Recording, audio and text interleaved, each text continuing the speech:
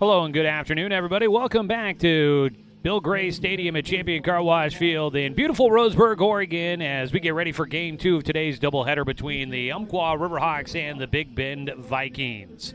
I'm Joey Keeran. Game 1, a pretty entertaining ball game that came alive late in the contest as the Umpqua Riverhawks rally for 6 runs in the 7th and 8th innings, and they would pull off a 7-2 victory on top of Big Bend to get their second win of the season and second win in a row. And now they get ready for Game 2 of today's doubleheader.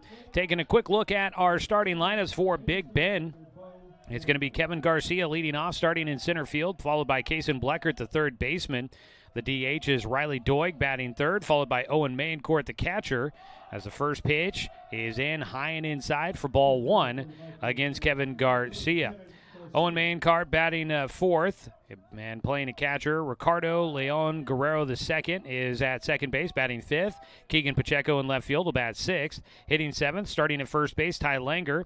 At shortstop is Caden Weekly. He will bat in the 8th position, and number 9 hitter is A.J. Glenn in right field. That is a look at your starting lineup for the visiting Big Bend Vikings. A 3-0 count for the leadoff man, Kevin Garcia, and he takes a strike. A 3-1 count as he faces off against the right-hander, Bo Ramsey. Swing and a miss as the big right-hander will pump in a strike and stays in the at-bat. Ramsey, a 3-2 pitch. Swing and a miss. He fights his way back for a strikeout as we get things started here in the first inning of game number 2, a 7-inning contest. Getaway day here for the Big Bend Vikings after playing 2 games yesterday, 2 games here today. 1 out, and up to bat will be the 2-hitter. And this is Keeran Bleckert. Bleckert takes strike 1 to start things off against Ramsey, who is settling in. Ball lifted right side in the air, foul territory down the right field line. Long run out in right field. Out that direction, that is Caden Kunert that is playing in right field for the Riverhawks here today in Game 2. Bo Ramsey, out of Middleton, Idaho, a freshman, 6'5", 185 pounds. Got the 0-2 count. Another ball popped in the air right side. Long run to foul territory. Diving attempt by Kunert, and this time he was a little closer, but just a bit short. As Bleckert will continue to have an at-bat going.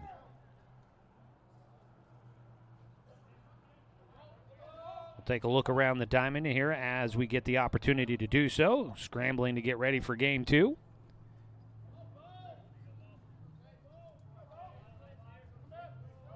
Bleckert back at the plate with the 0-2 pitch outside.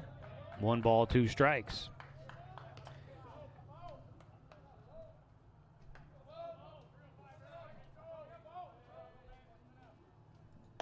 The 1-2 pitch, called strike 3, down looking. Goes Keeran Bleckert. Back-to-back punch-outs for Ramsey, and he is off to a strong start to his freshman season here with the Riverhawks. 2 down, nobody on base, and the 3-hitter up to bat for the Vikings as a pitch bounces outside. That one gets away from Ramsey. Riley Doig, the DH, batting.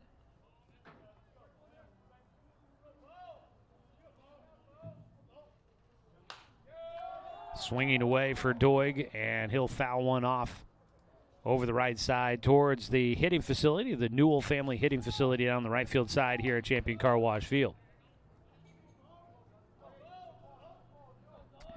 1-1 pitch, another ball fouled down the right side for strike 2. Doig falls behind 1-2.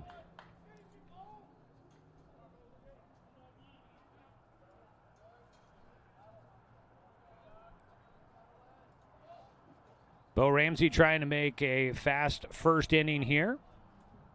Not going to do me any favors on trying to get everything caught up here in between games with the lineup cards. Ground ball, Tapper towards third base.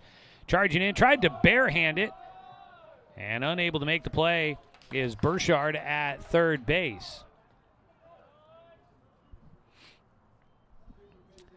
Aiden Burchard has kind of do or die. I'd say give it a hit. Yeah, that was a tough play to be made. Burchard coming in, doing what he could. But a tapper down the line. It's kind of make or break on the bare hand play, and unfortunately did not make it. So man on at first on the first hit of the ball game for the Vikings. With 2 outs, the first pitch fouled away by the cleanup hitter. And that is going to be Owen Mayencourt, the catcher, who came in relief because of an injury in Game 1. Pickoff throw to first base, off target for Ramsey. Over to first baseman Jackson Marble over there, starting at first.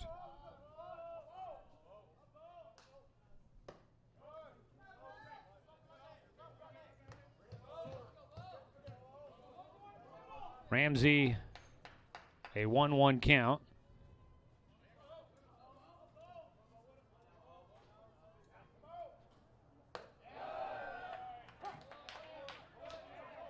A strike, makes it a 1-2 count.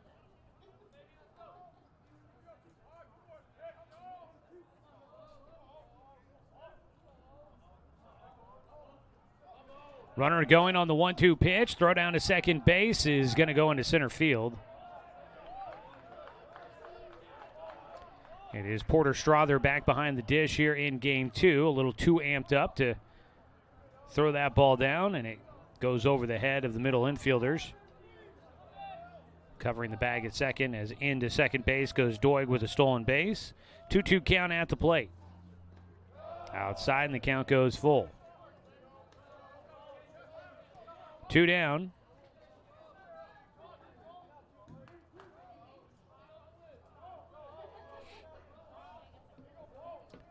The 3-2. Chopper up the middle. Playable for the shortstop. And the throw to first. Bobbled around, but hang on to it from Marble at first base. And that'll finish off the top of the first inning. Ground out to shortstop to wrap it up there for Mayencourt. And that'll do it for the Vikings here in the first inning of Game 2. No runs, 1 hit, no errors, and 1 man left on base. Let's go ahead and introduce you to the starting lineup for the Umpqua Riverhawks, as we will look through the starting 9 here. Double check and make sure I got all the right names in our graphic. Taylor Davis, the shortstop, leading off. Tristan Schaefer in center field, batting second. Porter Strother, the catcher, will hit third. DHing in Game 2 will be Ben Allen, batting cleanup. Aiden Burchard is the third baseman, batting fifth. Hitting sixth, starting at first, is Jackson Marble. Jack Pierce in left field will bat seventh. Trevor Ratliff at second base, hitting eighth. And rounding out the starting 9 will be Caden Kunert in right field. And that is a look at your starting lineup for Umpqua here in Game 2, as they look to try and pull off the sweep here at home and see if they can go to 3-1 on the season. Going to have a lefty on the bump for Big Bend here in Game 2. That is going to be Ryu Marazi. Ryu Marazi on the hill for Game 2. Lefty freshman out of Tokyo, Japan. 5'10", 150 pounds. And he will get the start here in Game 2. 7-2 is the final score in Game 1. While we've got you here, a quick check-in on the UCC softball team playing an exhibition doubleheader against Pacific. And right now, Pacific is controlling that one. They're in the top of the 4th inning, just out past the outfield fence here at Champion Car Wash Field. You can see the game going on, and it is an 8-1 score in favor of Pacific in that first game of an exhibition doubleheader. All right, bottom of the first here, and leading things off will be Taylor Davis.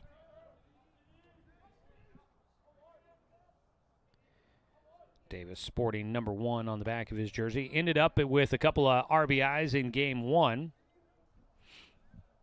Takes from Marazi. here in this 7-inning contest. Take ball 1. Second pitch misses high and away for ball 2. Taylor Davis in game 1 of the twin bill.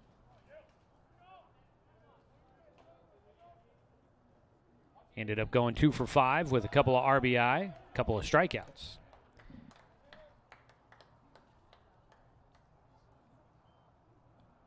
A strike across against Davis. 2 balls, 1 strike. Nobody out as we lead things off in the bottom of the first. Marazi misses high and away, a 3-1 count. Waiting on deck will be Tristan Schaefer.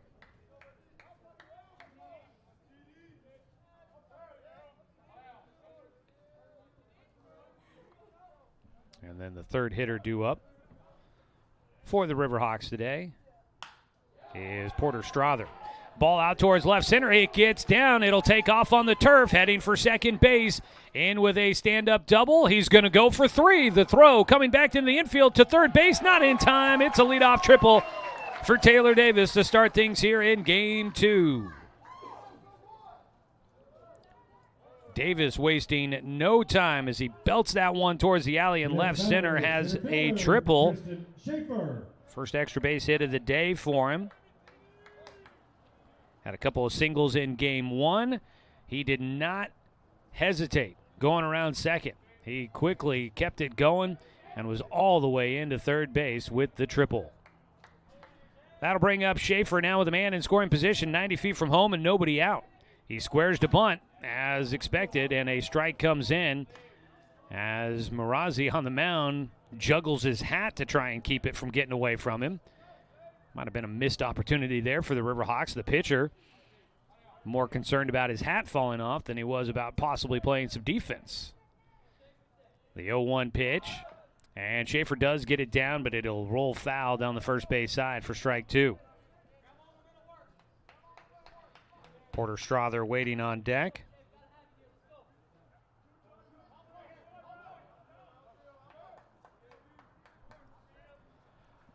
Behind 0-2 here for Schaefer, who finished 0 for 4 in game 1, did draw a walk.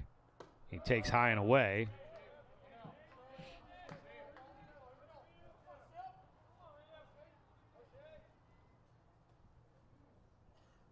A gray and cloudy day here in the Umpqua Basin, but dry, so that's the positive side of it all. Swing and a miss. Schaefer not cheated on the 2-strike count. He swings away and goes down with a strikeout. 1 away. Porter Strother will bat, trying to do a job here and drive in the go-ahead run for the Riverhawks in the first inning. Ben Allen looking to get his first action of the day. Waits on deck with 1 out and a man on at third. First pitch, swing and a miss for Strother, chasing a breaking ball low.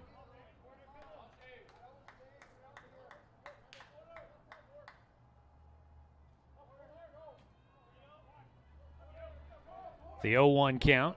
The lefty misses outside. Marazi evens up the count. A ball and a strike.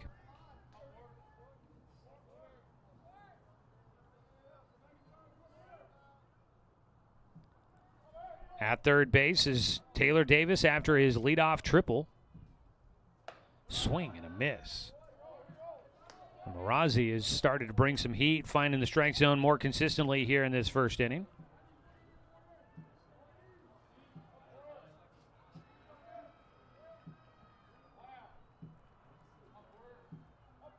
His 1-2 delivery against Strother.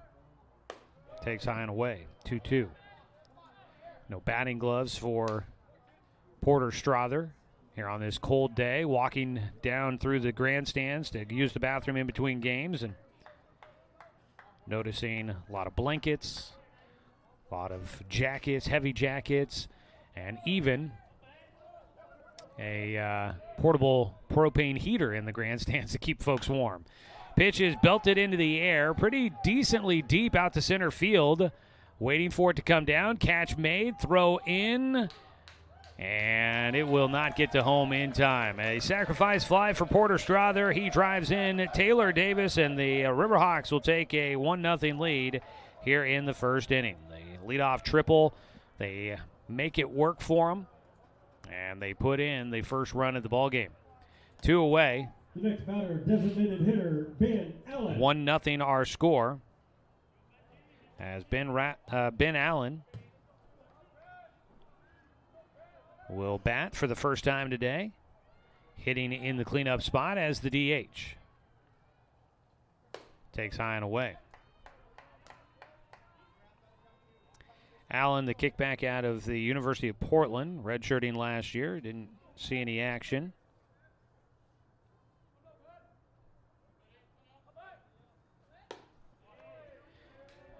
He'll take for a 2-0 count. I was talking with Coach Whistler at one point prior to the season. He said that I believe it was Trevor Ratliff and Ben Allen, good friends from their high school days. Trevor helping convince Ben to make the trip down here to Roseburg. A grounder left side, played by the third baseman, staying on the bag at first. And that'll finish things out. The throw almost pulling the first baseman off the bag, but they get it across the diamond in time. First inning comes to a close, but the Riverhawks strike after the leadoff triple by Taylor Davis. 1 run comes in, 1 hit, no errors, nobody left on base. Go to the top of the second here on Riverhawks TV.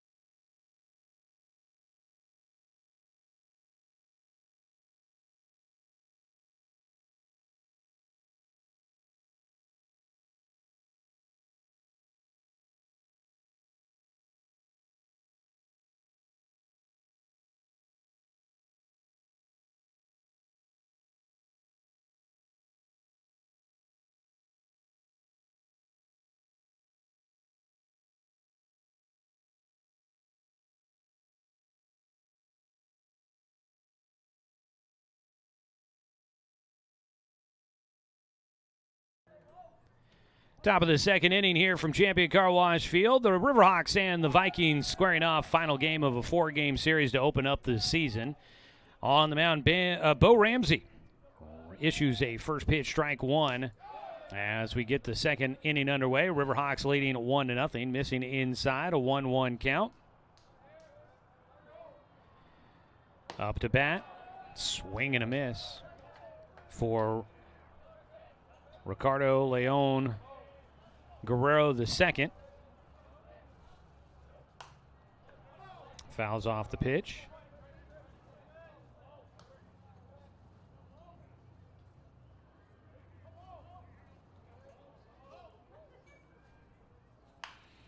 The second baseman rolls one out to short on the 1-2 offering, and Davis no problem with a routine ground ball just to his left, steps in front of it, scoops and fires to Marble for the first out. 1 away. That'll bring up Keegan Pacheco, the left fielder.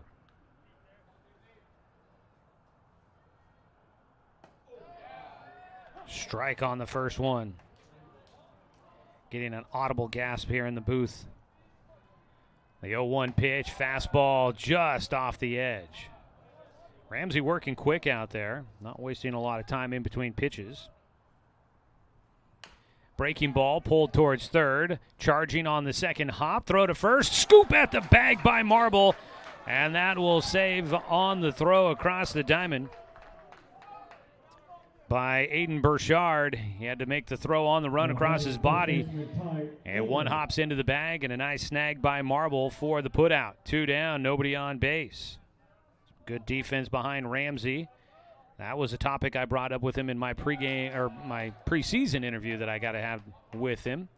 And he said he's been seeing this defense during practice, working hard, making dives, getting to every ball, and he's got complete faith in all of the guys back behind him. A 1-1 count. This is Ty Langer now batting, the first baseman. He'll take a strike for a 1-2 count.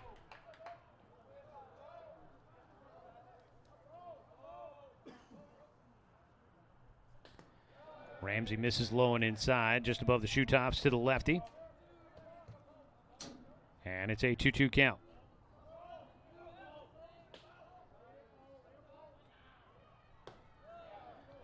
Well, he's letting him back into the at-bat here after getting to 2 strikes. Ramsey misses again, and the count goes 3-2. Swing and a miss. He'll finish it off with a punch-out to wrap up things here in the top of the second. Bo Ramsey out of Idaho gets his 3rd strikeout in the ballgame, and it's a 1-2-3 second inning. No runs, no hits, no errors. Nobody left on base. We'll head to the bottom of the second. Riverhawks in front, 1-0 here on Riverhawks TV.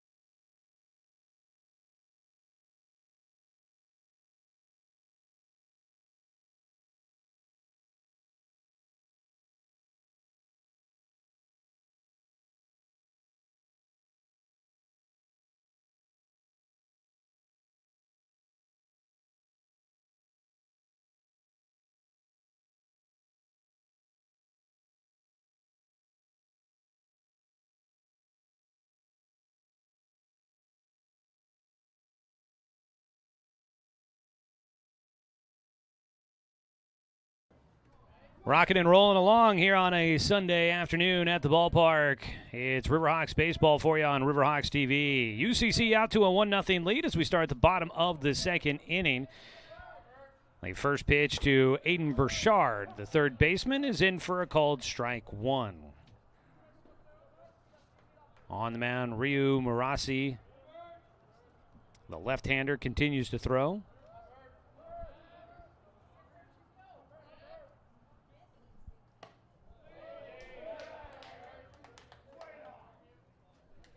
One count for Burchard. Aiden Burchard didn't see any action in game 1 of today's doubleheader. He fouls off a pitch into the bleachers over the first base dugout for the Umpqua Riverhawks, who wear the black tops, the white trousers, black stirrup socks. It's all navy blue on the other side for the Vikings. Vikings across the chest in white, navy blue tops, navy blue pants. Everybody wearing them long. Sweatpant jogger style. 2-2 count, misses outside. Burchard in game 2 yesterday ended up going 3 for 4 with a couple of RBI. Also had a strikeout.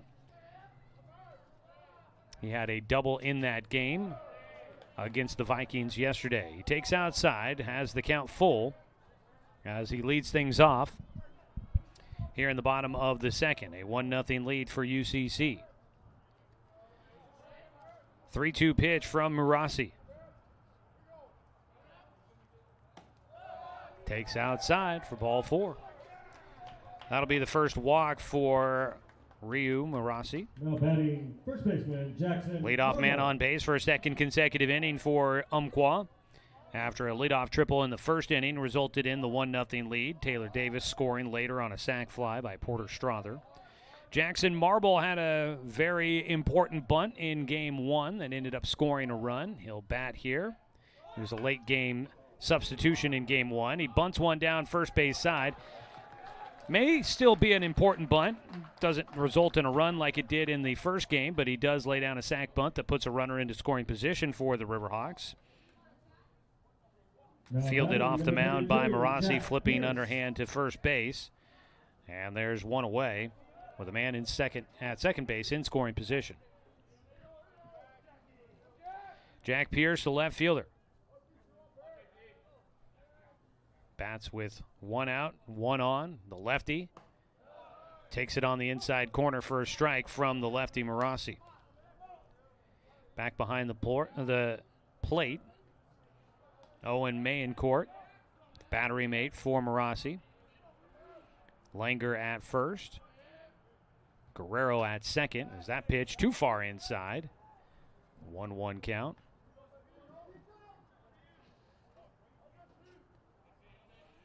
On the left side of the diamond defensively at third base is Bleckert. And at shortstop is Weekly. Swing and a miss on a 1-1 pitch. Looking back to the bag at second base before delivering home, Marassi gets Aiden Burchard to dive back into the bag as he then turns and delivers the pitch to the plate. So worked out. And if that had been a ball in play out at second base, Burchard would not have had much of a jump. High and inside. Pierce standing tall, standing in. Almost took that one off that front elbow, but just curves around him. 2-2 count.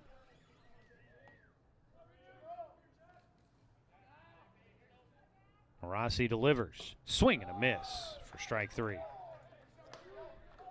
Second punch out in the game for Ryu Marassi. And coming up will be Trevor Ratliff to bat here, the second baseman. 8-hitter in the lineup card with 2 down. They'll look to him to try and get something going with a man at second base. A 1-0 lead right now for the Riverhawks in the second. Pitch outside, he takes for a 1-0 count. Defensively in the outfield for Big Bend here in game 2. Pacheco in left. Garcia in center. And in right field is A.J. Glenn. Hitting out towards Glenn in right field. He will come charging in on the run. He leans forward and snags it out of the air for the final out off the bat of Trevor Ratliff. So it's a quick bottom of the second inning as the Riverhawks get a man on, but they cannot do anything with it. No runs, no hits. There were no errors. One man left on base. We will head to the third inning. It's still a 1-0 lead for the Umpqua Riverhawks here on Riverhawks TV.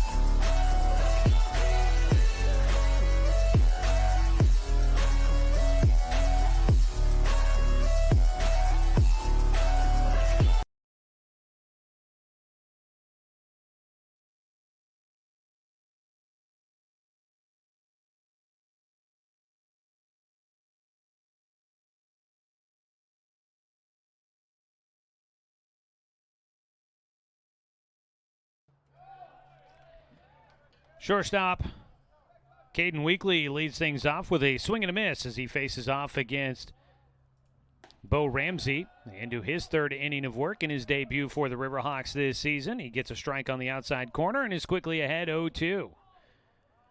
Top of the third inning, a 1-0 lead for UCC. Big Bend trying to claw their way back, see if they can earn a split in this 4-game series. Ramsey missing outside, a 1-2 count.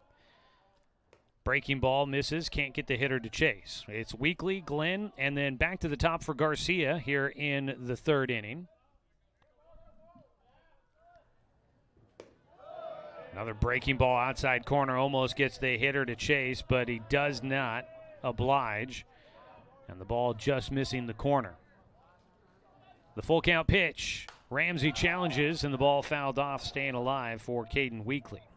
Weekly first appearance on the day. Starting at shortstop here in game 2.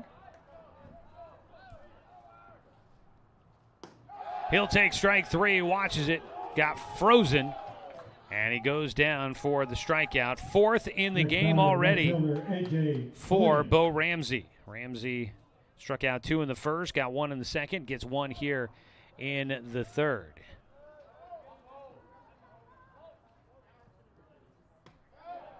Ramsey will miss low and inside to the lefty, A.J. Glenn. Bo said that he caught the eyes of the coaching staff here at UCC during a showcase at one point, and he heard about them, started doing some research about the program and about the coaches here, liked what he saw online, and decided this could be a fit for him. So he gets a foul ball off the bat of A.J. Glenn, and it's a 1-2 count. Bo Ramsey, I talked with him leading into for our preview story for the start of the season. And when I got done with talking with him, started to walk away, and I told him, man, you got a pitcher's frame. It's going to be fun to watch you pitch, and so far it has been. Big 6'5" righty. He will fire a 2-2 pitch, got him with the breaking ball, and it looks like Ramsey, a nice mixture of options out of that right hand, and he fires in that breaking ball for his 5th strikeout of the day. He is dealing some BBs out there on the mound right now. He'll face the top of the order. Kevin Garcia will bat for a second time. Strikeout victim the first time up. High and inside for a 1-0 count. Garcia playing in center field here in game 2. Game 1, he came in as a relief pitcher through 2 1/3 innings. Ended up taking the loss on the mound in game 1. He takes for a 2-0 count. Swings away, pops one in the air to right field. Caden Coonert there to call for it and make the grab. And it's a quick 1-2-3 inning once again. That is now 7 straight batters retired for Bo Ramsey. Bottom of the 3rd inning coming up. Riverhawks leading 1-0 on Riverhawk TV.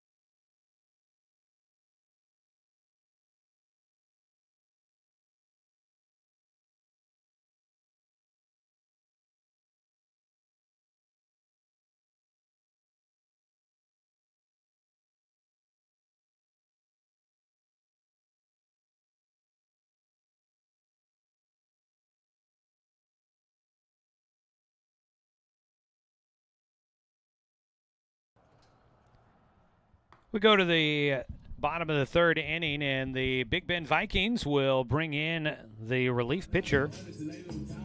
It is Talon Wright who comes in out of the bullpen and will get an opportunity to throw against the Riverhawks. Ryu Marasi ends up going just 2 innings to lead off the game. He allows 1 hit, 1 run.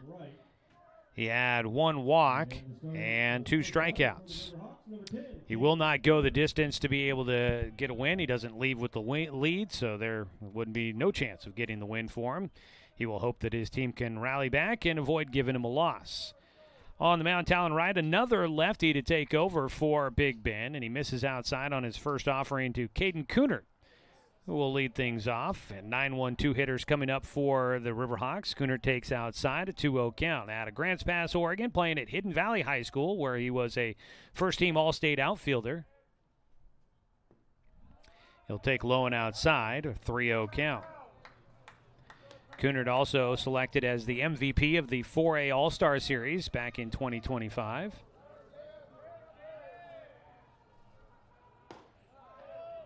takes a strike on the outside corner, getting a call there. Talon Wright avoids giving up a 4-pitch walk. On deck, Taylor Davis, followed by Tristan Schaefer here in the third inning. 1-0 lead for the Riverhawks. And a pitch in almost the exact same spot. We'll take the count full, 3 balls, 2 strikes. Softball game, it's 9-2 now. Pacific in front of the Umpqua Riverhawks in that softball game. Look out. Fighting off a pitch, Kunert stays alive and sends a one laced by the Big Bend dugout. Everybody leaning out of the way. Full count pitch again. Outside, ball 4. And Kunert will earn himself a trip down to first base. He had to battle for that one. Talon Wright issues a walk to start off his time on the mound. Top of the order, Taylor Davis will bat. The third baseman, or excuse me, the shortstop had a triple back in the first inning, and it came around to score on a sac fly by Strother. Squaring to bunt, they were playing for it. Popped up in foul territory, chasing to get there. Bleckert just a bit behind. It'll be strike 1 for Davis. They had the first baseman Langer, had third baseman Bleckert, all of them crashing down the corners, expecting a bunt out of Davis. Riverhawks not necessarily going to be a team that's hitting a lot of them out of the ballpark as the runner goes. No throw because nobody's covering second. The pitch missed for a 1-1 count. Kunert steals second base. Nobody covering the bag.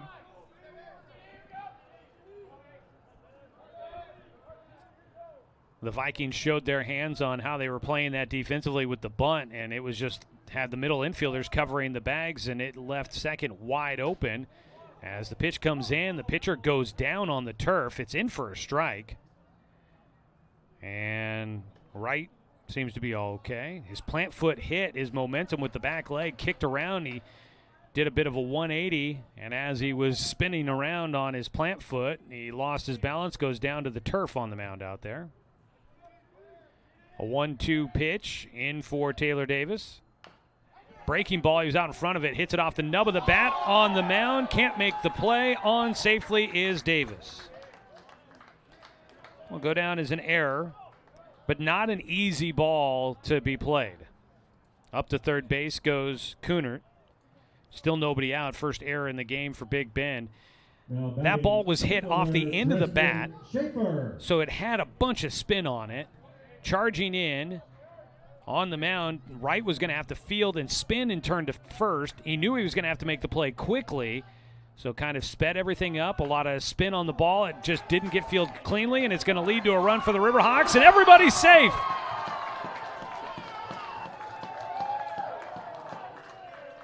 Tristan Schaefer pushes a bunt down the first base side and is able to avoid the tag down the line, and that it gets him on safely. And scoring will be Kunert. Caden Kunert comes in to score on the bunt single for Tristan Schaefer, who picks up an RBI. And then into second base goes Davis. High and inside, ball 1. It is 2-0. Riverhawks in front. Runners at first and second, still nobody out.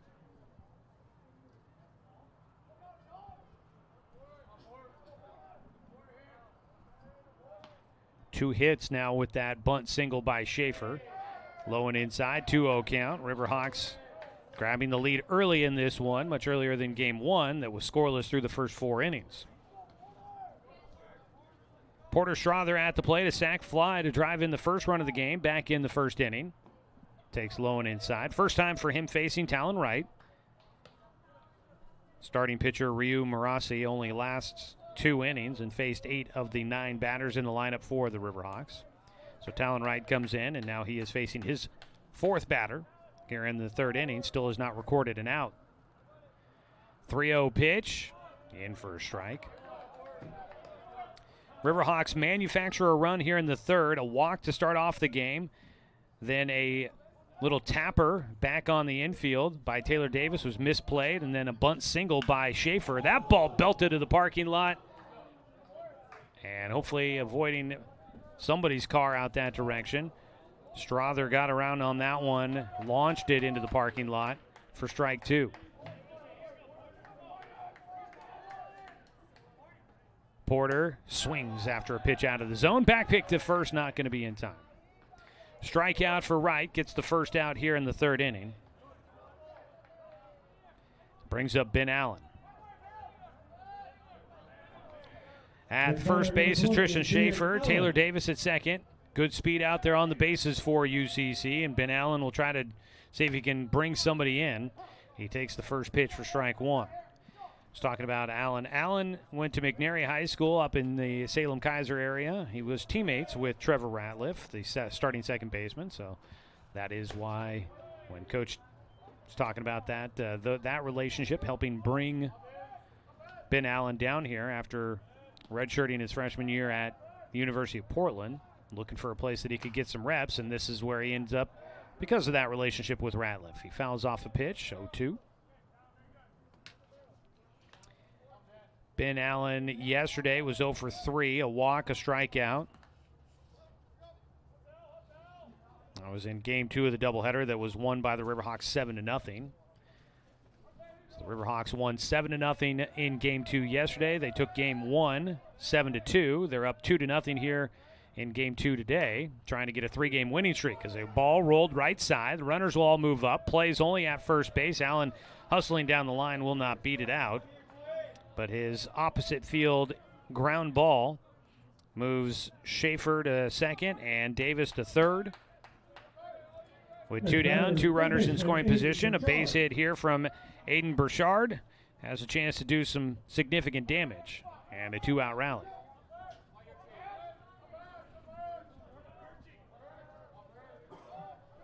The lefty right on the mound trying to get through this 3rd inning with only giving up the 1 run. He misses on his first offering to the 5-hitter Burchard.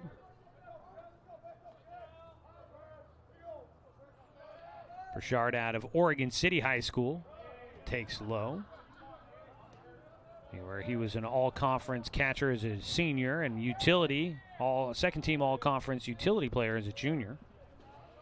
Playing third base for the Riverhawks. Swings away at the 2-0 pitch and fouls it off.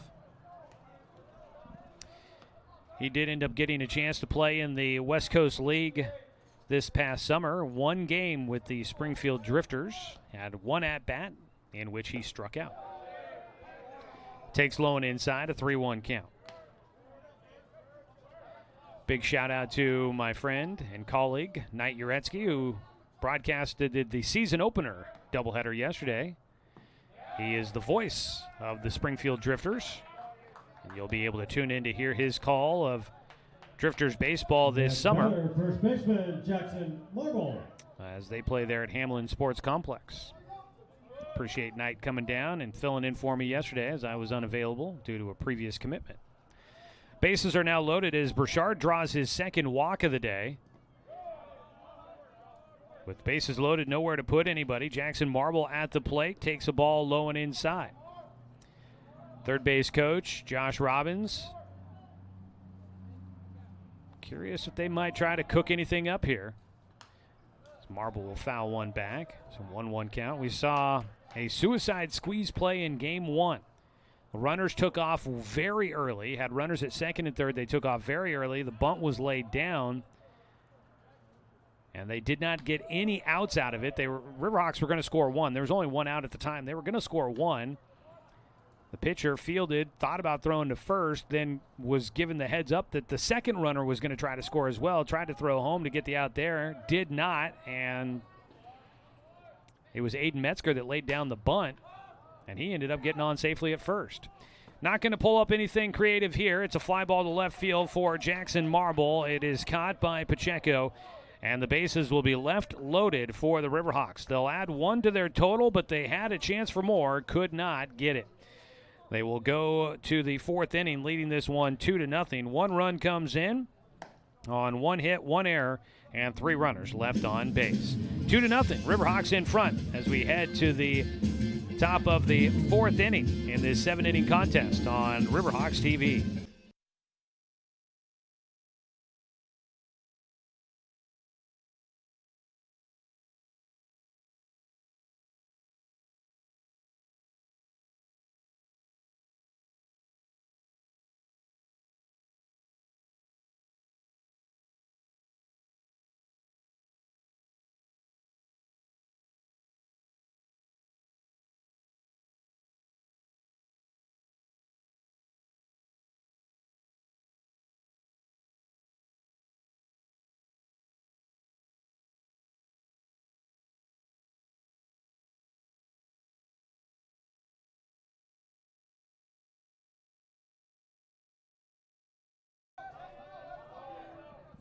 Bo Ramsey into his 4th inning of work in his season debut for UCC. Misses high and inside for ball 1 against the 2-hitter, Keeran Bleckert, who will foul off the 1-0 pitch.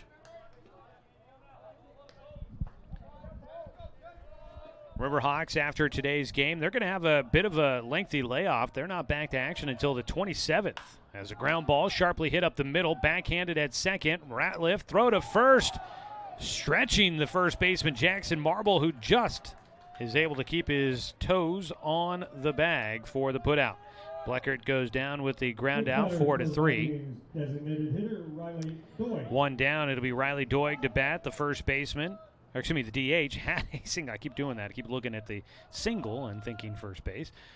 He will ground one up the middle and have another base hit in this one as he sends that one bounding through the middle of the infield for a single to center. Wasted no time as he chops at the first pitch and sends it to the outfield. Second hit of the game for the Vikings. Both teams with 2 hits so far. One out, one on. Owen Mayencourt will bat. He grounded to short last time. Riverhawks would love to see him do that again. Breaking ball gets away from Ramsey high and inside for ball 1. So the Riverhawks, they will have a lengthy layoff between now and their next game. A little surprised by that, but that's how the schedule works out for them. They'll be at Southwestern Oregon Community College for their next one. As a pitch misses high, 2 balls, no strikes. Big Ben getting back into this one vocally out of the dugout, sensing an opportunity to maybe get back into this game. Down just 2-0.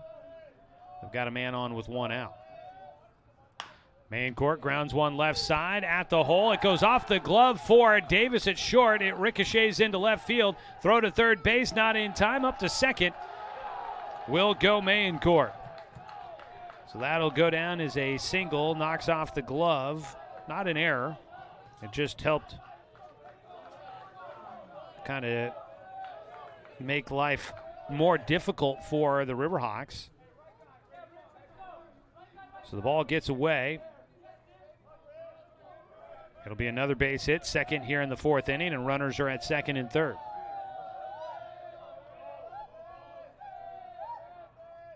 I guess maybe that could be a double. Yeah, I think we should probably do that.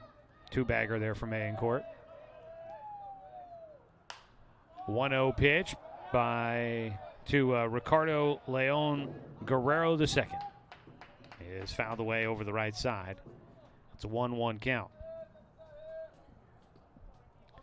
Got to get back into baseball scorekeeping mode. New season always brings along a lot of things to refresh your brain about on how you process everything. Currently in the middle of basketball mode as the season is winding down for high school hoops here in the Umpqua Basin and around the state of Oregon and beyond. 1-2 count. It's a bit high. Oops. 2-2. Not a strikeout just yet. 2-2 count for Guerrero. Ramsey misses in the dirt for a full count. There is activity going on in the bullpen for UCC.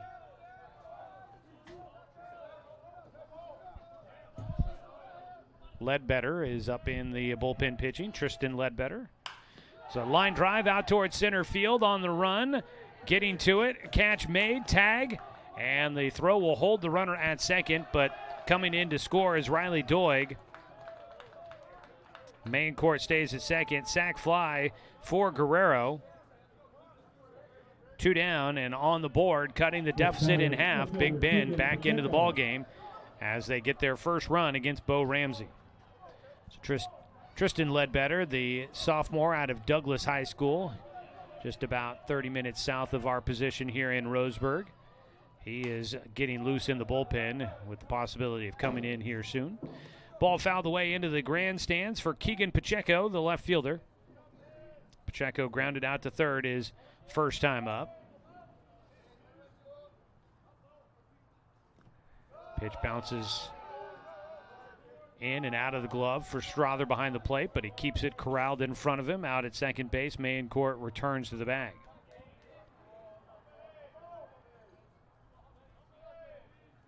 1-1 count.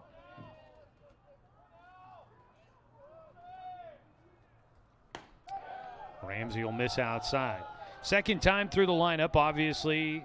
Hitters have now seen Bo Ramsey once, gotten a look at some of his stuff, and they are having a bit more success against him here the second time through. An adjustment that Ramsey will continue to kind of figure out as he makes his way as a college pitcher. As a freshman here at UCC, he works across the strike, a 2-2 count against Pacheco.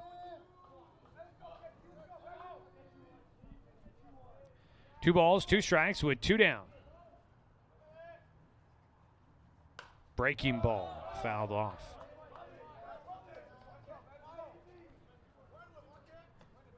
Over on the softball field, the Umpqua Riverhawks, bottom of the 6th, trailing 10-2 now against Pacific.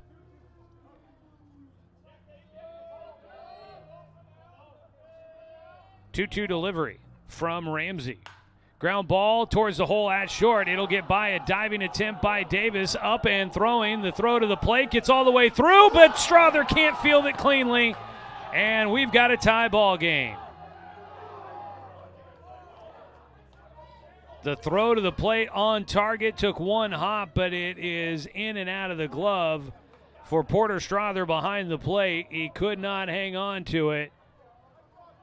And in safely it comes in Mayencourt for the game-tying run.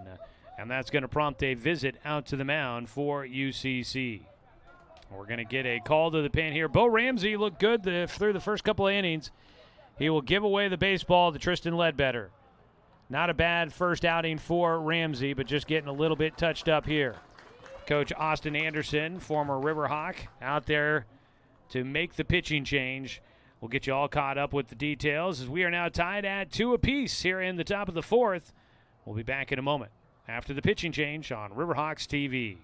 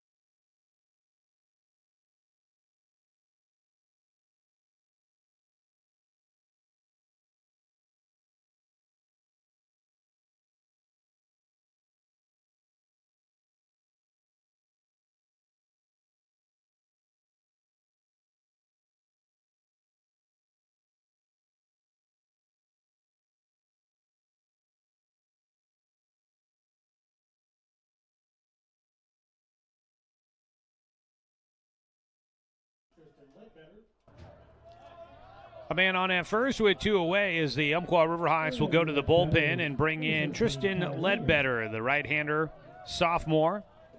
Will take over for Bo Ramsey, who goes 3 2/3 innings.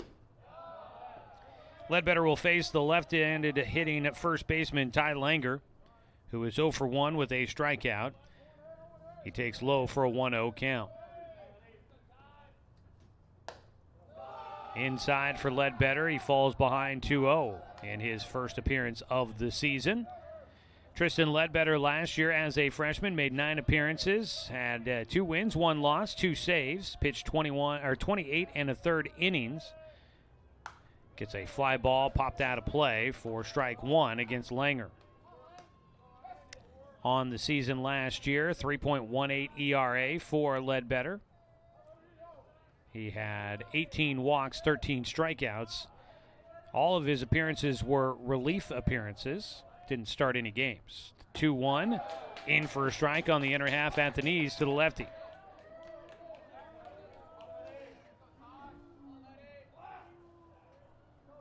Ledbetter needs one out to get out of things here in the fourth, as the Vikings have rallied to tie this one up at 2 apiece.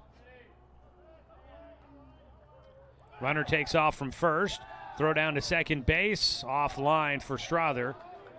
The pitch in took him up out of his crouch and to his left, so he's a little offline as he was looking to set up the throw to second base, and the throw down that direction just a little off target as well. Into second base goes Pacheco. It's a full count at the dish for Langer.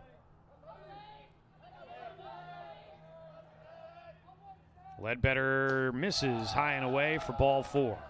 First walk in the ball game for the Vikings. That'll bring up Caden Weekly, the shortstop. A strikeout victim in the third. He bats with runners at first and second. Go ahead runner at second base with 2 down.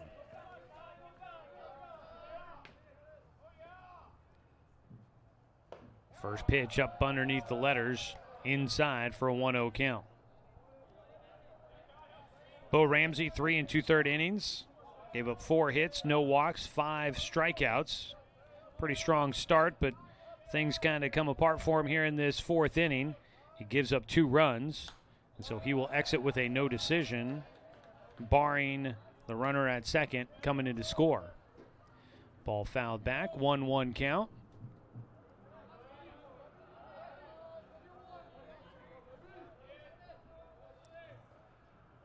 Ledbetter trying to finish things off for the Riverhawks here in the top of the 4th.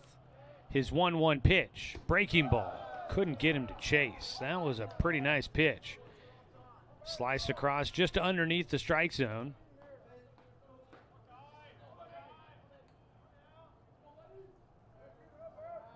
Very enticing looking pitch. Didn't get the hitter to chase though. Go to a fastball, kind of in the same general vicinity. Just going from the breaking ball to the fastball, had the hitter frozen. And watching it go by is Weekly. He's got a 2-2 count. Taking their leads, Pacheco at second, Langer at first. The 2-2 fouled off.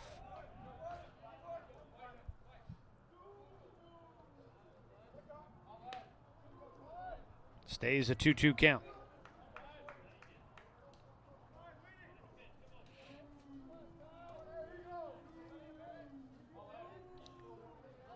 Ledbetter trying to get him through this 4th inning with a tie ball game intact. And he will misfire in the dirt with another breaking ball that does not get the hitter to chase.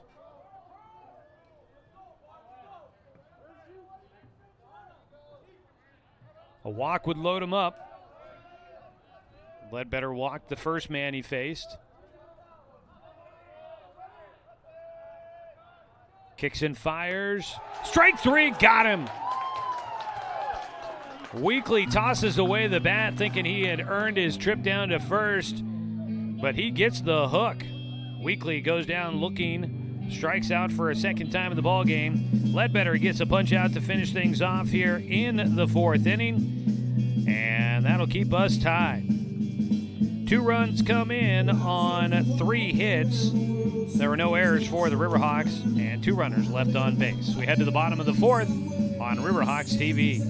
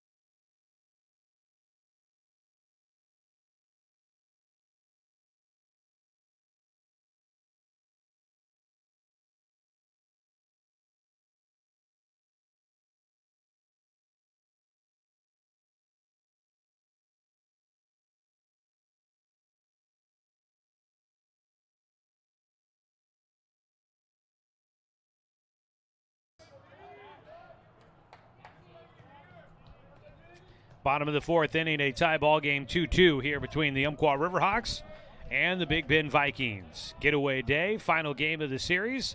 The Vikings trying to fight for a split in the 4-game series after dropping the last 2 against UCC. First pitch is a ball from the new pitcher, Dominic DePalma, who will take over here in the 4th inning.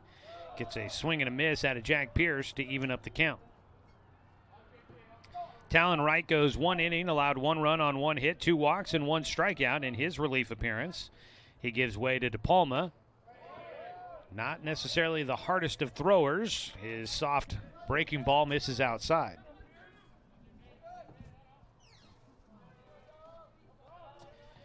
DePalma, a right-hander, fires in a fastball that hits the outside corner, and it's a 2-2 count. Dominic DePalma, right-hander, sophomore out of Kelowna, British Columbia. Ground ball, hard hit right side, and a one-hop pass, a backhand attempt from Guerrero at second base.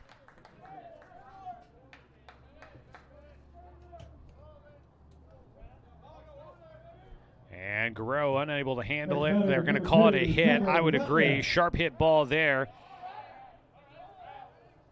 Jack Pierce will get himself a base knock, gets on to lead things off here in the 4th inning. 3rd hit in the game for the Riverhawks. Showing the bunt, laying it down, first base side. Ratliff racing down the line will beat out the underhand flip to first base. Langer secures it. Sack bunt moves Pierce into scoring position. Off the mound, DePalma fielding and getting it to first in time. So you got 1 away. Caden Coonert, the 9-hitter, will bat. He walked and scored a run in the 3rd inning. And that gave UCC a 2-0 lead at the time. Takes a breaking ball for strike 1.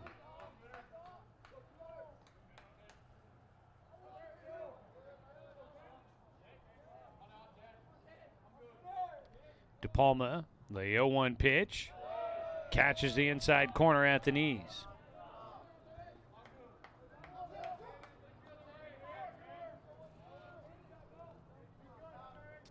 DePalma last season made 3 appearances, no wins or losses or saves. He only pitched 2 innings total. Almost gets him to chase, and the pitch just settles in above the strike zone. Coonert still alive with a 1-2 count. A 13.5 ERA last year, and those 2 innings worked. 2 strikeouts, 4 walks for DePalma. The 1-2. Strike 3 hits the outside corner, and down looking goes Coonert.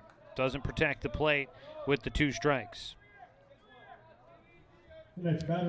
So 2 down. Coonert goes down looking. And back to the top of the order for Taylor Davis with a man in scoring position.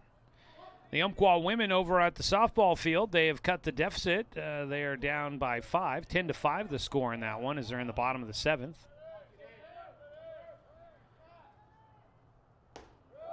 Breaking ball from DePalma misses inside, a 1-0 count.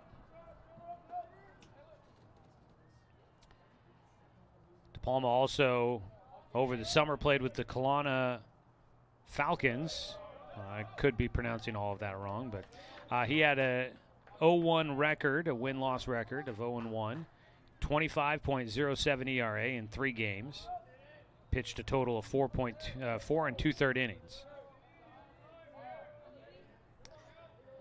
2-0 count right now as he faces the leadoff man, Taylor Davis. Line drive shot back up the middle, goes past DePalma into center field. Hustling to the plate, the throw will not be in time. It's cut off. They throw to second base, trying to swim around the tag. Not able to do so. But before he's tagged out at second base, Taylor Davis drives in the go-ahead run with an RBI 2-out single. That brings in Jack Pierce from second base. He scores before the tag out at second. So the Riverhawks recapture the lead 3-2 as we go to the top of the 5th here on Riverhawks TV.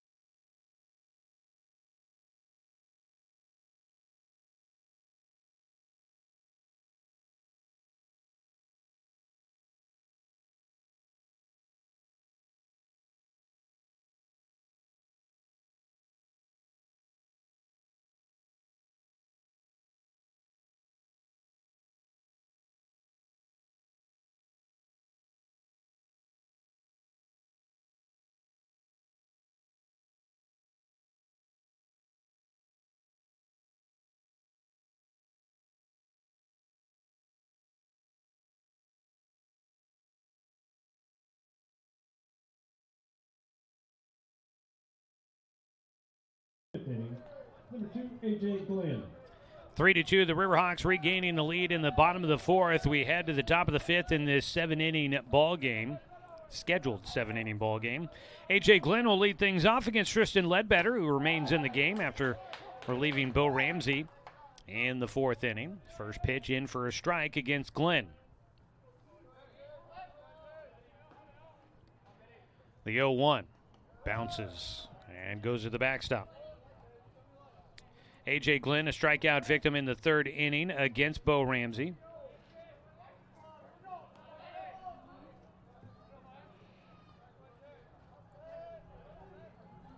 Ledbetter's 1-1 pitch fouled back.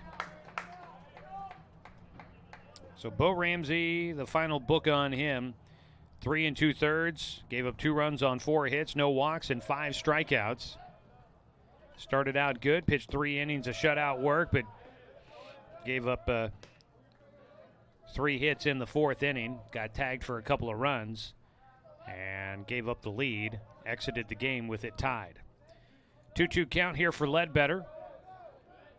He'll deliver and miss low and inside. Ledbetter takes over, and that's when the Riverhawks will grab the lead. So he's now the pitcher on record for a win if the Riverhawks can hang on to the advantage. Line drive shot will start things off here in the 5th inning with a base knock for A.J. Glenn. Glenn 1 for 2 today with that single to lead things off. Next batter is the center fielder. Top of the Kevin order Garcia. is Kevin Garcia.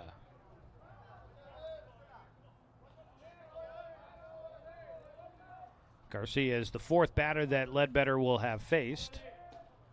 So far, Ledbetter has a walk, strikeout, and a single.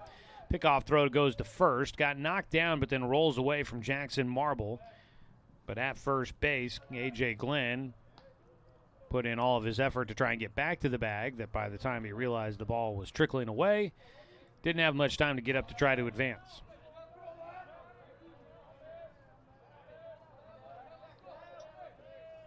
First pitch showing a bunt. It is fouled away.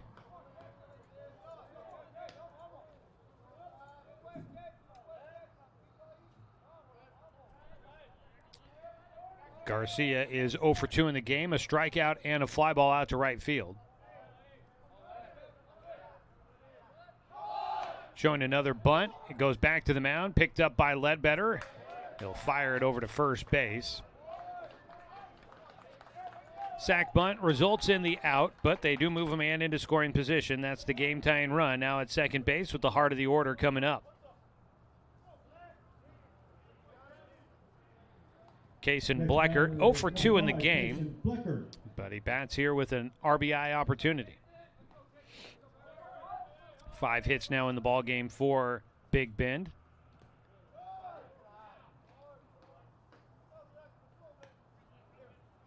First pitch bouncing in, knocked off the chest protector for Porter Strother. A 1-0 count.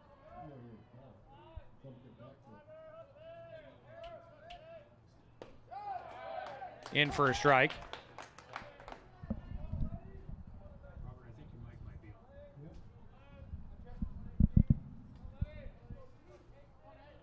Robert, 1-1 count.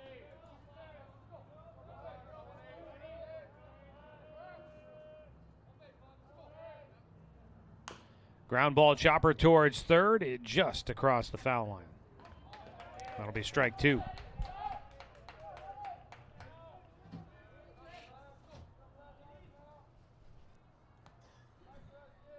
So back to the dish will go Kaysen Bleckert.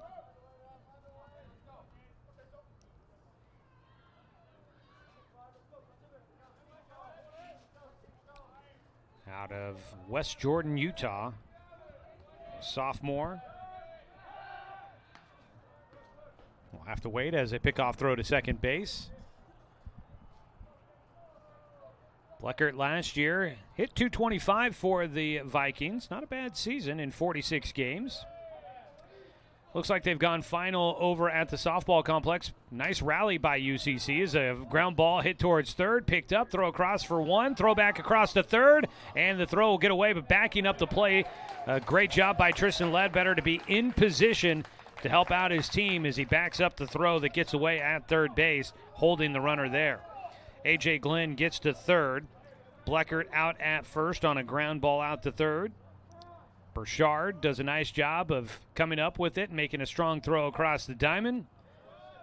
Marble tried to throw it back across the diamond to get the runner at third base, but it was just off target.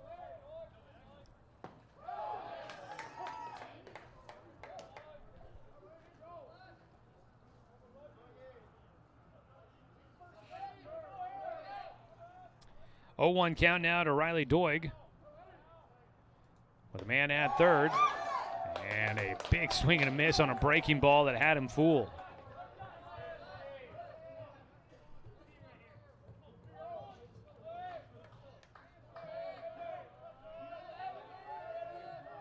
Oh, 2 pitch, needing one more out here. The ball goes into the left-handed batter's box behind the plate. Strother used every bit of body that he could to knock that ball down and make sure it didn't get by.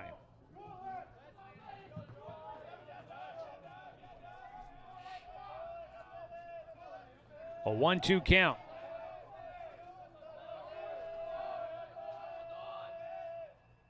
Swing and a miss on the breaking ball. And the Riverhawks will get through it here in the 5th inning, keeping the lead intact. A strikeout against Riley Doig, who was 2 for 2 in the game. Ledbetter gets his second punch out of the outing. No runs, 1 hit, no errors, 1 man left on base. We'll head to the bottom of the 5th inning. Umpqua Riverhawks leading 3-2, looking for some insurance in a 7-inning ballgame here on Riverhawks TV.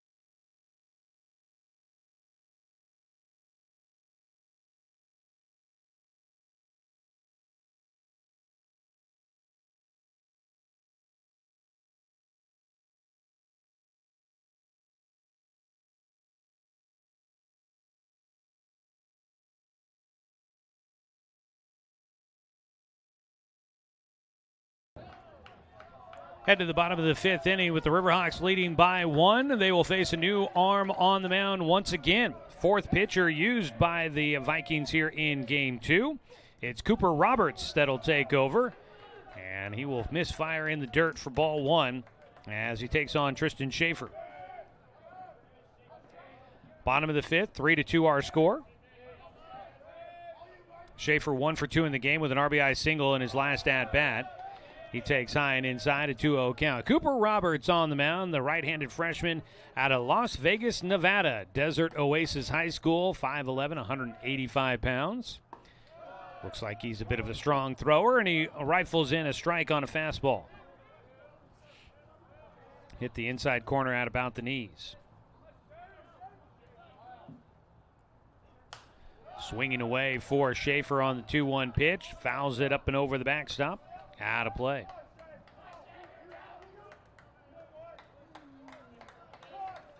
At Desert Oasis, last season, 16 games for Cooper Roberts as he gets a strikeout in his first batter faced. He gets Tristan Schaefer chasing after a breaking ball. Catcher Porter Strother. 1 away. Roberts was 1-2 with 2 saves. Pitched 28 2/3 innings as a senior at Desert Oasis. He had an ERA of 4.15 as his off-speed pitch hits the zone for strike 1. DePalma came in, pitched just 1 inning, allowed 1 run on 2 hits. Another swing and a miss for the Riverhawks, and it's an 0-2 count for Porter Strother.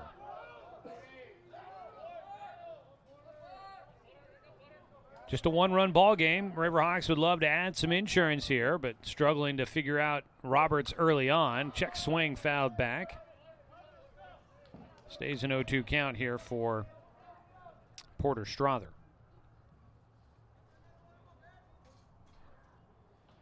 Checking the wristband, Cooper Roberts will set. Nobody on, 1 away. His breaking ball sails in high and inside.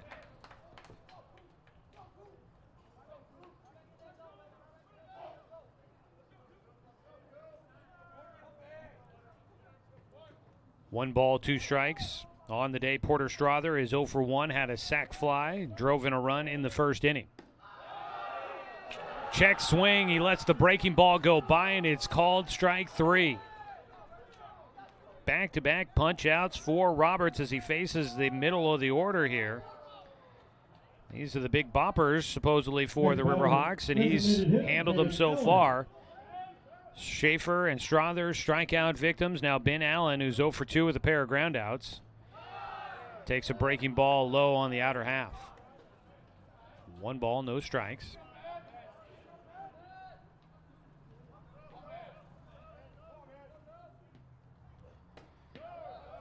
Check swing high and inside. 2-0 count for Allen.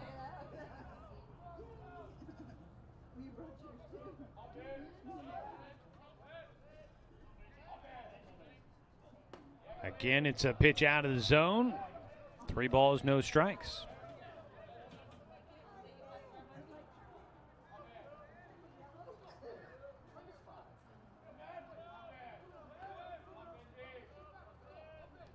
.3-0 delivery. Allen watching, timing, and will take strike 1.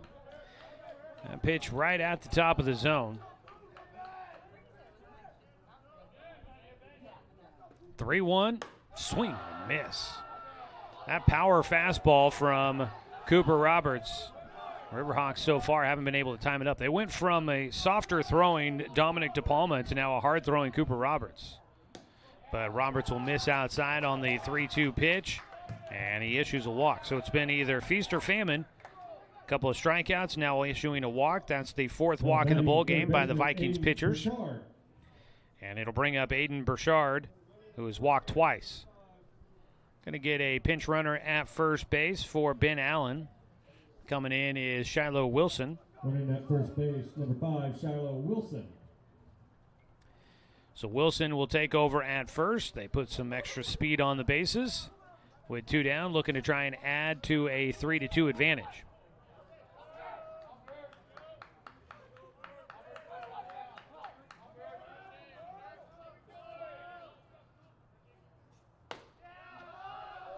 First pitch from Roberts, catches the strike zone. Aiden Burchard watches it. Burchard is got the pair of walks. He's been on base twice. Runner going, throw down to second base.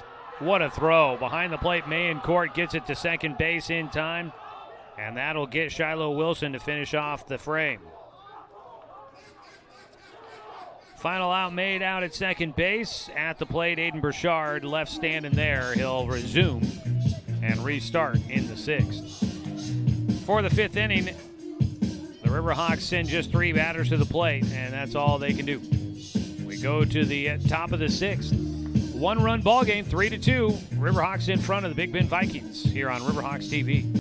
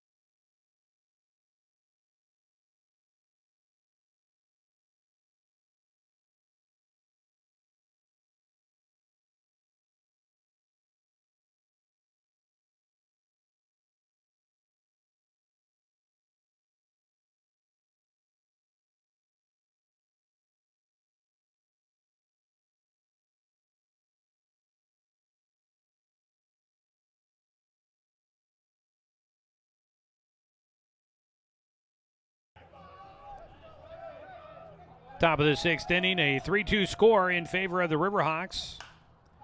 Tristan Ledbetter still dealing for UCC. Gets a fly ball out to right center. It is tracked down. Tristan Schaefer calling off Caden Cooner as he secures the first out of the 6th inning. Flying out is Owen Mayencourt, who just had a great play defensively, throwing out a runner caught stealing out at second base. Mayencourt, perfect throw down to second to get that out. Ledbetter fires in a strike against Ricardo Leon Guerrero II. Guerrero, the 0-1 pitch coming. Takes a breaking ball strike on the inside corner. Things have been dry but gray today. Not a very warm day today, but dry. Ground ball fouled away. Stays an 0-2 count.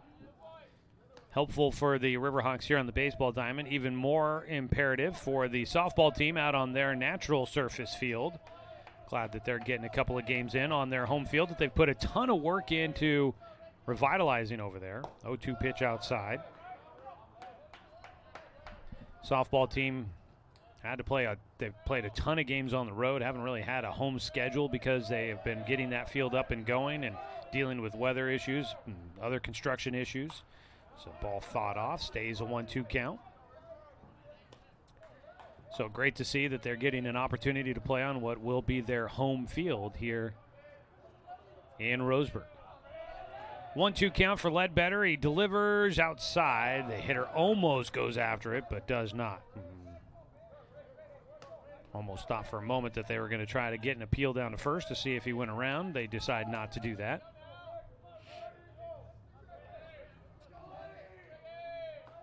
One-two count. I can make that a 2-2 count for Ledbetter. Ground ball, shortstop. Davis charging in front of it. Has time, throws low, but a scoop at first by Marble.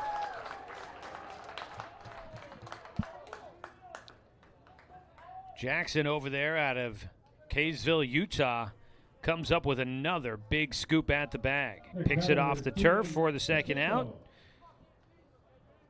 And that'll bring up Keegan Pacheco.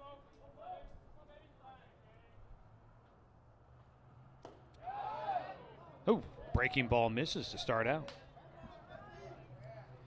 NBA All-Star game going on today. Not getting a chance to really watch any of it, obviously, but new format going on there. I'll be curious to see what the reaction is from folks on whether or not they like what they've got there. All-Star games have been hurting for a while in all sports. 1-1. Pitch bounces in front of the plate all the way to the backstop for Ledbetter. A lot of baseball going on around. Great to see. I love that baseball season is back in action. Oregon Ducks are at home today. Oregon State Beavers are on the road. 2-1 pitch. Strike on the outside corner. 2-2 now for Ledbetter. Olympic Games going on. That's been fun to keep tabs on what's going on there. I think there was some big-time hockey earlier today. 2-2 pitch. Swung on and missed. Ledbetter finishes off the 6th inning with another strikeout. The home crowd is pleased. And the Riverhawks lead it 3-2 going to the bottom of the 6th. Defensively, they'll need 3 more outs to try and keep it in their favor and see if they can pull off 3 straight wins to take the series against Big Bend. We will head to the bottom of the 6th inning. 3-2, Riverhawks in front. And they'll be coming up with Burchard, Marble, and Pierce when we return on Riverhawks TV.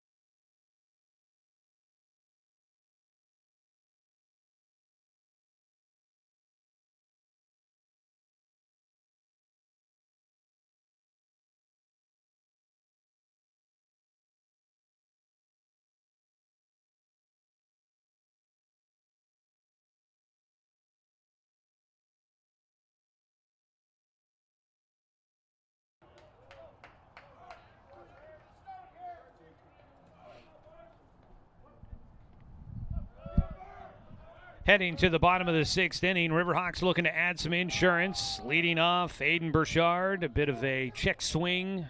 Ended up going around more than I'm thinking he wanted to, but he gets a piece of it.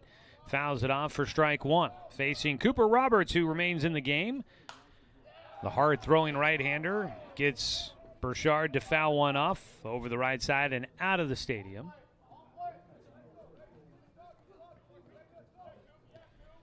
Game 2 of today's doubleheader, just a 7-inning contest. This breaking ball misses outside for Burchard.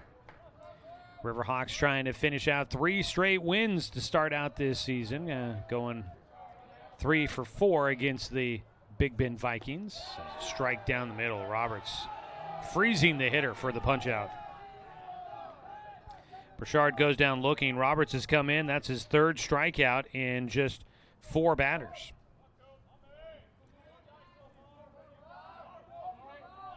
So 1 out, nobody on. It'll be Jackson Marble who will stand in 0 for 1 with a sac fly. I make that a sac bunt. He takes strike 1. Now batting Jackson Marble. Up next for this Big Bend squad, they will be at College of Southern Idaho for a doubleheader coming up on the 20th. 1-1 count for Marble. Jackson fouls off a pitch over the plate. Couldn't square it up. Finds himself in a 1-2 hole.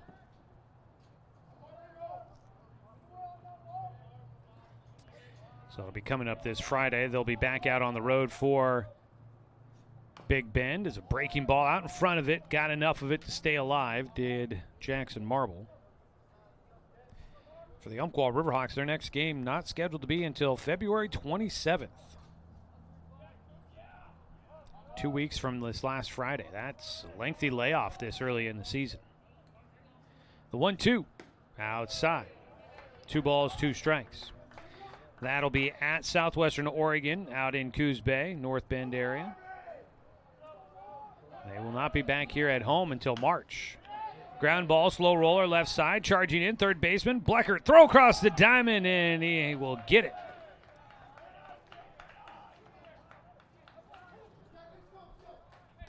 Five to 3. Third base with the putout. Marble goes down, and it'll be Jack Pierce with 2 outs and nobody on, trying to get something started for the Riverhawks here in the 6th. They lead it by just 1. There is activity in the UCC bullpen as a strike thrown by Roberts. UCC may look to a closer to come in to finish this one off. Outside by Roberts, 1-1 count.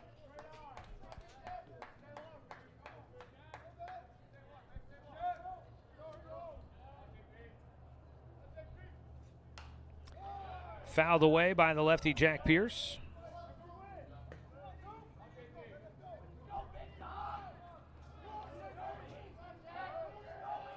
A 1-2 pitch. Roberts trying to finish out another quick half inning of work. He misses high and away.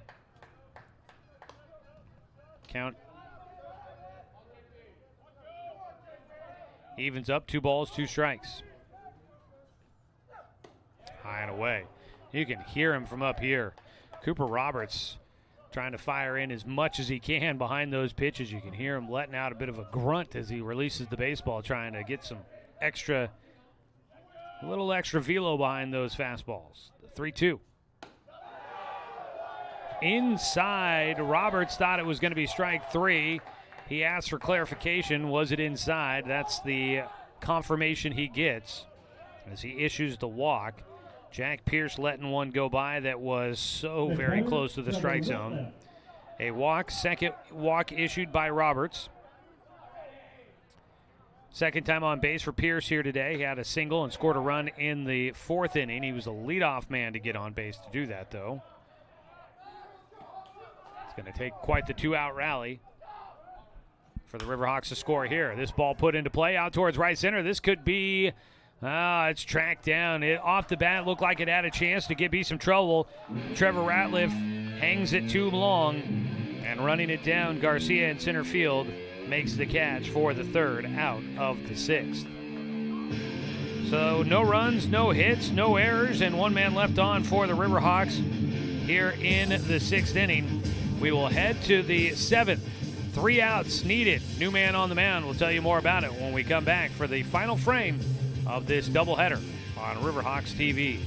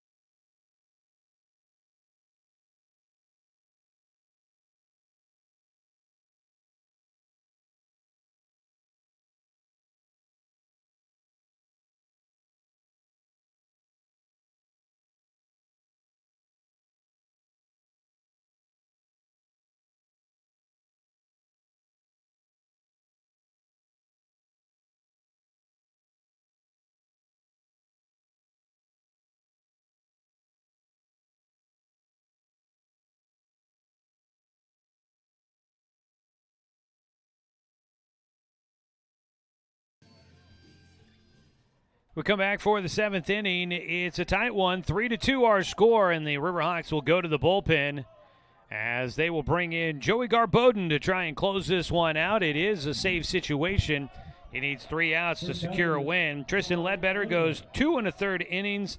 No runs allowed, 1 hit, 1 walk, 2 strikeouts, and Ledbetter is in position to pick up a win. Garbodin's first pitch outside, ball 1, as he faces the lefty Ty Langer. Langer will take a strike, a 1-1 count. The first baseman is 0 for 1 today with a walk and a strikeout. Garbodin, the 1-1. Belted high in the air out towards right field. Not very deep, though. Long run for everybody. Into foul territory. 3 players there, and it's the first baseman, Marble, that tracks it down. That looked like a play that was going to be trouble. It was in foul territory, so at least there was that, but you had Ratliff, Marble, and Kunert all triangulating the position. And that ball comes down to the first baseman, Marble, who calls everybody off at the last minute for the first out. Garbodin rifles in a strike for the first pitch to the 8-hitter, Caden Weekly. Another swing and a fly ball right side, this time more conveniently for Caden Kunert in right field, who settles underneath it, makes the catch. There's 2 away as Garbodin has been working quickly and getting the results he needs. Out of Eugene, Oregon, Willamette High School, class of 2024. Took a gap year and is now getting his first bit of action as a college pitcher. Garbodin out of the windup, the pitch outside for ball 1 as he faces the 9-hitter A.J. Glenn, who is 1 for 2 with a single back in the 5th inning against Tristan Ledbetter. 1-0 pitch. High. 1 more out needed, and the Riverhawks will pull off a sweep here today and finish off the series with 3 straight wins against Big Bend to take the series. Swing and a miss on the 2-0 pitch.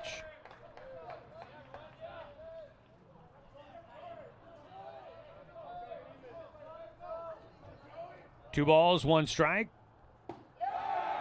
Ooh, missing low on the outer half. 3 balls and a strike.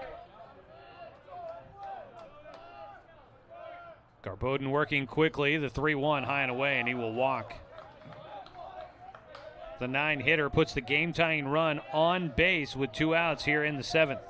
Final at-bats of the game, barring extras. That'll take us back around to the top of the order here. Kevin Garcia is 0 for 2. A sac bunt his last time up. Garbodin overthrows across the body, pulls it outside against the righty, a 1-0 count.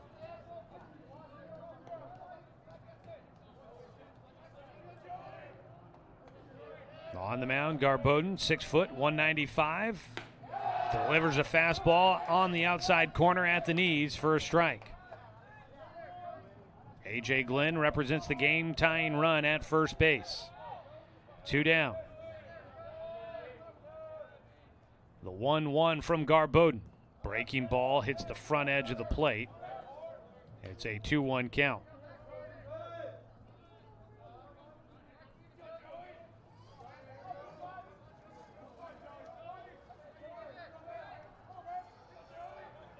Garbodin, the 2-1, ground ball towards short, up with it, flip to second base, and the Riverhawks will get the win as they stream out of the dugout. And they will get the victory here as they get the put out at second base. Garbodin will pick up the save in his first appearance for the Riverhawks. It's a sweep here today, and they take the series. The Umpqua Riverhawks win 3-2 in Game 2 of this twin bill. So the Riverhawks will go to 3-1 on the year. A nice start to the season, especially after losing the first of the series. They rally back to take 3 straight, and now the Umpqua Riverhawks are 3-1 on the year. 6-4 the put out to finish off the ball game. No runs, no hits, no errors. 1 man left on base here in the 7th inning for the Vikings. Fielder's choice there for Kevin Garcia. Congratulations to the Umpqua Riverhawks, who will pick up a victory and finish out the weekend strong. Joey Garbodin comes in, throws a scoreless 7th inning as he will pick up his first save of the year.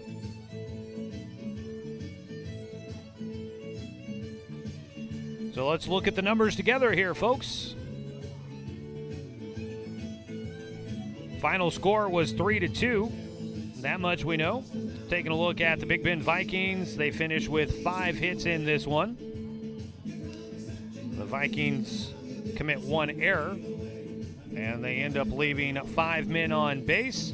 For the Umpqua Riverhawks, they finished with the 3 runs on 4 hits. The Riverhawks do not commit an error, and UCC leaves 5 men on base as well. Getting the victory is going to be Tristan Ledbetter. Ledbetter came out of the bullpen as Bo Ramsey, the starting pitcher, got a little bit dinged up in the 4th inning, gave up the lead. They had a 1-0 lead, gave up 2 runs in the 4th before he exited the game. Ledbetter comes in, pitches 2 1/3 innings, scoreless, only allows 1 hit, 2 strikeouts and 1 walk. And Ledbetter will pick up a win in his season debut. Taking the loss is going to be Dominic DePalma, who pitched in the 4th inning and gave up a run. That was the go-ahead run to put the Riverhawks in front. So DePalma will take the loss in his season debut. He went 1 inning, allowed 1 run on 2 hits, no walks and 1 strikeout. And then picking up the save, Joey Garbodin. In a 1-run game, he comes in, faces 4 batters, walks 1, but gets the out, and he'll pick up his first save and the first save of the season for the Riverhawks. UCC goes to 3-1 on the year, and Big Bend goes to 1-3. Offensive numbers, we'll just take a look at some of the highlights. 2 for 3 for Riley Doig in this one. A couple of singles, scored a run, did have a strikeout. Owen Mayencourt had a big double in this one, and he would score a run. Ricardo Leon Guerrero II goes 0 for 2, but had an RBI on a sac fly. Keegan Pacheco had an RBI on a single in the 4th inning, goes 1 for 3. And then A.J. Glenn was 1 for 2 with a single and a walk in this one. Riverhawks pitchers do finish with 7 strikeouts in this one. On the other side for the Riverhawks, 2 for 3 for Taylor Davis with an RBI. He had a triple and a run scored in the 1st inning. Tristan Schaefer, an RBI single, goes 1 for 3 with a pair of strikeouts. Porter Strother was 0 for 2 with a pair of strikeouts, but had a sac fly for an RBI. Ben Allen goes 0 for 2, a walk. Aiden Burchard goes 0 for 1 with 2 walks, a strikeout. Jackson Marble 0 for 2 with a sac bunt. Jack Pierce goes 1 for 2 with a single, a run scored, and a walk. Trevor Ratliff was 0 for 2 with a sac bunt. And Caden Kunert goes 0 for 1 with a walk and a run scored. That is a look at how it played out here. Riverhawks got 1 in the first. They scored 1 in the second, led 2-0. Big Bend would tie it up with 2 runs in the top of the fourth, but the Riverhawks scored 1 in the bottom of the fourth to retake the lead, and that's how they would hang on to it. They would keep that 3-2 advantage underway. So the number 8 ranked Riverhawks, they finished with 3 straight wins against Big Bend, and they will finish out the opening weekend with a series victory and improve to 3-1 on the year. Fun way to start out the season here at Champion Car Wash Field. But thanks everybody for tuning in and joining us for this one. Coming up next for the Big Bend Vikings, they are at College of Southern Idaho coming up this Friday for a doubleheader. For the Umpqua Riverhawks, they are off until February 27th when they'll have a doubleheader on the road against Southwestern Oregon Community College. So that'll be their next action coming up a little less than 2 weeks away from today. So a little bit of a break there. The next home games and our next broadcast of UCC baseball is going to be coming up on March 5th when they host the Chemeketa Storm for a doubleheader. That's a Thursday, and we'll have the action for you here on Riverhawks TV. Just a heads up, some of those weekday doubleheaders, I may not be here for the first game. They'll still have them streaming, but may have play-by-play only for the second game of those doubleheaders. We're kind of working out some of the details with my work schedule to see if we can make that all work. But we'll have the games on Riverhawk TV with play-by-play or not, one way or the other. The games will be on the stream. So tune in for more Riverhawks baseball coming up this spring with us here on Riverhawk TV. And we encourage you to make sure you hit that subscribe button so that you don't miss any of the action. Subscribe to Riverhawks TV, and that way you'll make sure you can get notified when we go live with another broadcast of UCC Sports here on Riverhawks TV. It's been a pleasure to bring you today's doubleheader action from Champion Car Wash Field. I'm Joey Keeran. We'll catch up with you next time, folks. Thanks for tuning in. It's been a fun day to be a Riverhawk. They finish out Game 2 of the doubleheader with a 3-2 victory on top of Big Bend to improve to 3-1 on the season. Good luck to both teams the rest of the way. The Umpqua Riverhawks next action coming up on February 27th at SWAC. We'll talk to you in a little while. This has been Umpqua Riverhawks Baseball on Riverhawk TV.